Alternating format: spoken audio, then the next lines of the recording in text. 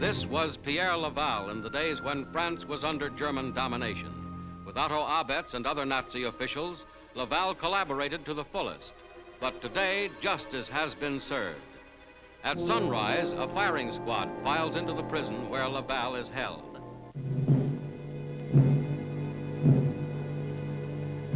An empty hearse arrives. In the enclosed courtyard of the prison, Laval is led to face his executioners.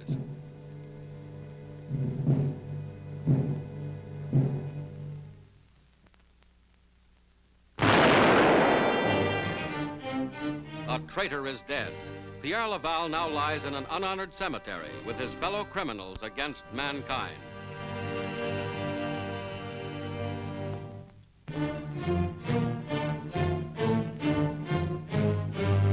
Arriving via Yokohama at the Omori prisoner of war camp, which once housed Allied captives, are Japanese leaders charged with aggression and war crimes.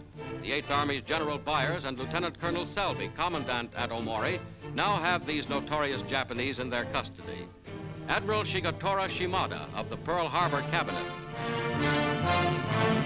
General Kenji Doihara, commander of the 1st Japanese Army. Shigemori Kuroda, commander of the Philippines in 1943.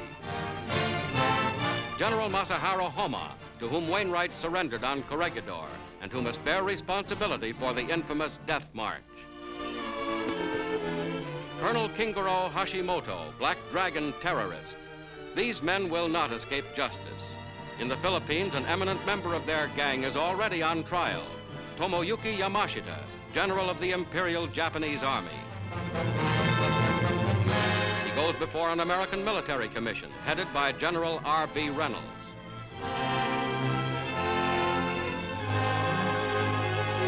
Yamashita, with his American and Japanese defense counselors, hears the documented charges. He is accused of brutal atrocities against soldiers and civilians alike. Standing before the commission, he is asked how he pleads. His answer is not guilty, but testimony in subsequent days is horrifying. Yamashita, Tiger of Malaya, despoiler of Manila, faces Allied justice.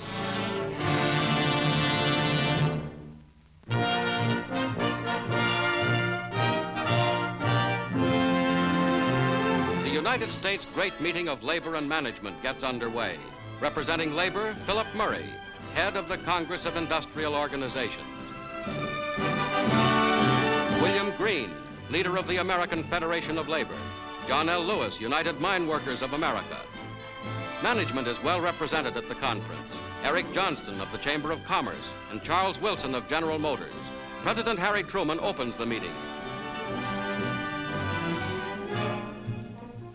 On this conference have been based many high hopes of the American people. Their eyes are turned here in the expectation that you will furnish a broad and permanent foundation for industrial peace and progress. This is your opportunity to prove that you can come to understanding and agreement without political or government pressure. The whole world now needs the produce of our mills and factories. Everything stands ready and primed for a great future.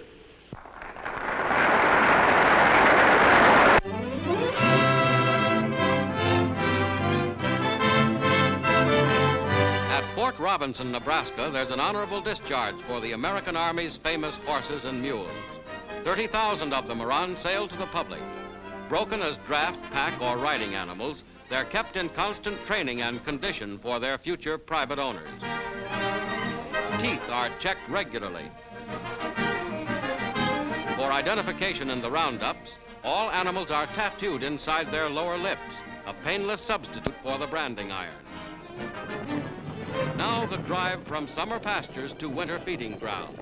The four-footed hero of other wars passes from the scene of modern mechanized battle to America's farms and plains.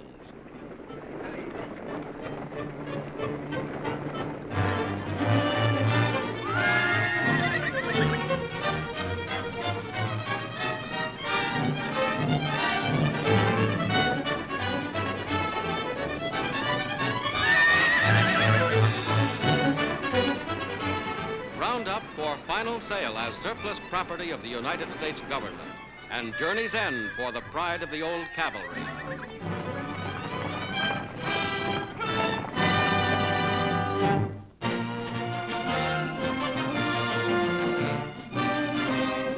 British ships once more dot the harbor of Hong Kong, great port off the coast of China. In the city, little damage during 4 years in enemy hands, English soldiers ferret out the last Japanese. There's work to be done in Hong Kong.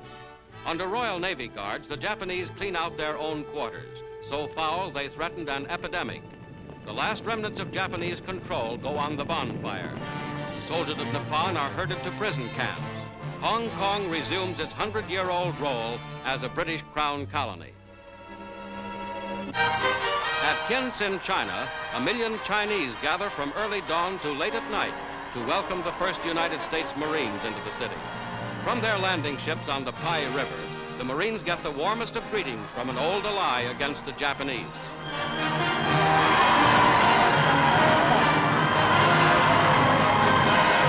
The citizens of Tientsin give presents of native fruit to the Americans. In return, the Yanks throw out cigarettes. There's a strong bond of friendship between China's people and the United States Marines.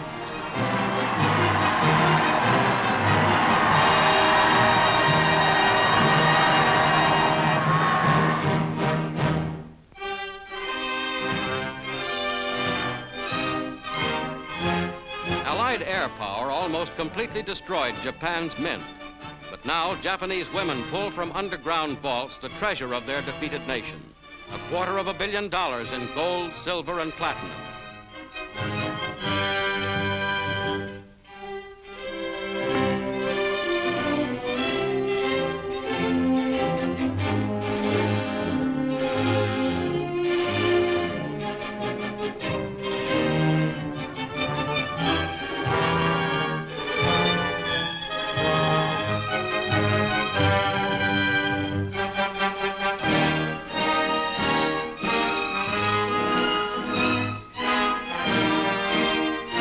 Japan's Army and Navy, after 1937, never had to account to anyone for their expenditures.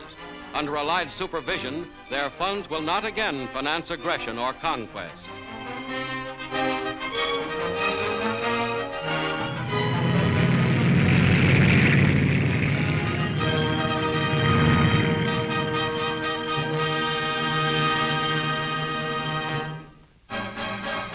Harbor of Kure, formerly the Japanese Navy's principal base, Japan's wrecked fleet now lies helpless. The inland sea was no refuge against Allied carrier-based planes. After the disastrous Battle of the Philippine Sea, the Japanese Navy, once the world's third largest, had virtually ceased to exist. 8 battleships, 15 carriers, 14 heavy cruisers, and numerous smaller craft, all were destroyed.